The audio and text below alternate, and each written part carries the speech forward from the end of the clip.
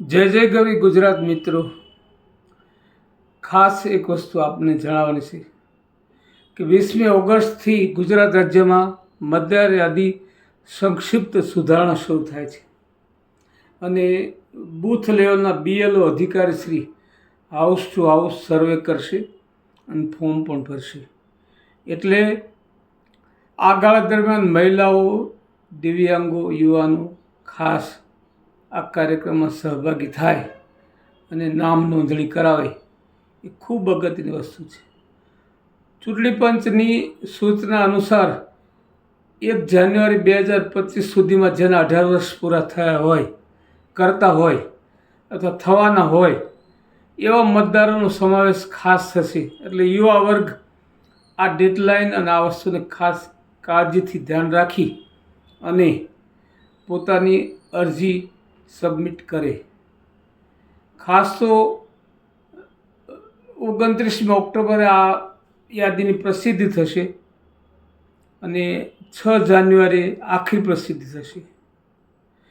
ખાસ તો સુધારા કરાવવા, મતદાર યાદીમાં નામ કમી કરાવવા, નામ નોંધણી કરાવવા વગેરે વસ્તુઓ ખાસ કાળજીથી મિત્રો અને પરિવારજનો, ગુજરાતના દરેક મતદાર ખાસ કાળજી લે અને આ વસ્તુ ધ્યાને લે.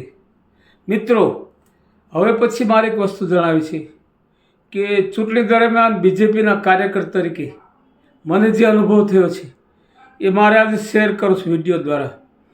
જ્યારે મેં મતદાર યાદી લઈને બેઠા ત્યારે રાજકોટ મ્યુનિસિપલ કોર્પોરેશનની અંદર અમારા વોર્ડની અંદર ઓછામાં ઓછા 50 નામો એવા હતા કે પત્નીના નામ અહીંયા હાજર હતા અને પતિના નામ કોઈ બીજા વોર્ડમાં બોલતા હતા.